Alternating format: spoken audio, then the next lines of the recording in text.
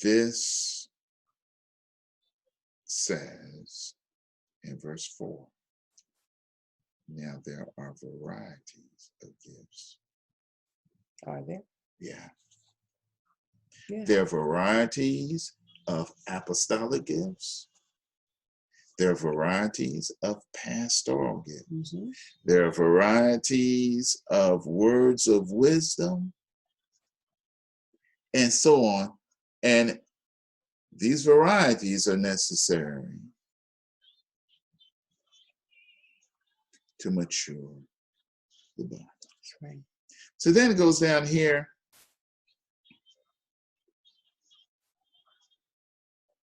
Verse 19. Well, verse 18. But now God has arranged the parts, each one of them in the body, just as he desired. If they were all one part, where would the body be? But now there are many parts, but one body. And the eye cannot say to the hand, I have no need of you. Or again, the head to the feet, I have no need of you. Mm-hmm. On the contrary, it is much truer that the parts of the body which seem to be weaker are necessary. Now you can run that back in your mind Mm-hmm. in terms of things that we might think are not needed. Right. That scripture right there tells you the things that you think are not needed as manifesting Christ's gift through his grace poured out on his people. Mm-hmm. That verse says, if you think it's weaker, Mm-hmm. we need it even more. Mm-hmm. So that means what? We don't have the right to discount somebody else. You can't discount any of it. No. You could say, well, you know, it's not for me. It probably is for you. Yeah. It probably is for you. It probably is for you. According to this verse, on the contrary, it is much truer that the parts of the body which seem to be weaker, seem to be weaker, are necessary, verse 23, and those parts of the body which we consider less honorable, on these we bestow greater honor. Let me help you, whoever's watching this. We are in our living room in our home, Hampton, Virginia. Hampton, Virginia. In the year 2020 of our Lord 2020. It's the 22nd of November. And we are sharing.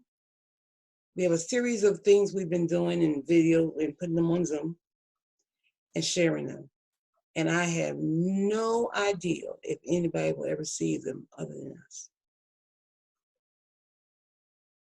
It doesn't take all that until it takes all that. When you are obedient, we're doing this not because we want to be big, we want to grow. We were doing this just in our house, period.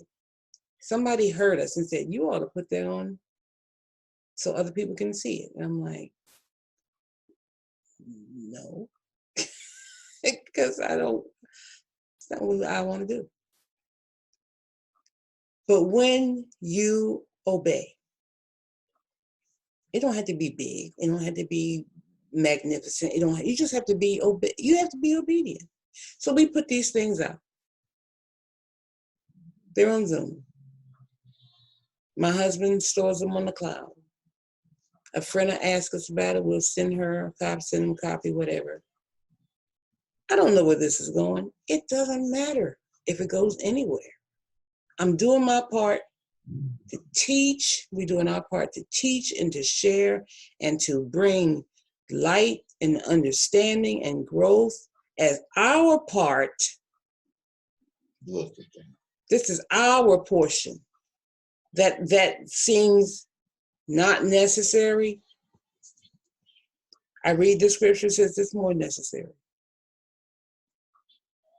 Maybe we'll encourage somebody who will be the next fill in the blank because they listened to a sermon and realized that they weren't the piece of dirt they thought they were. They started agreeing with God about who they are and their position in his body, and their gifts are necessary and needed and need to be matured. If we do that, we succeeded. See, we don't have to be, quote unquote, a big deal to be in obedience to God. That's not the measure, how big you blow up on the internet. Yeah, you got to get that idolatry. That's idolatry. You got to get rid of that. If he tells you to have a Saturday Bible study for the kids in the neighborhood, do it. Go out and buy some butter, some cookies and some juice and some napkins, and go outside and do puppet shows or something. Do it. Why? God's concerned about the children.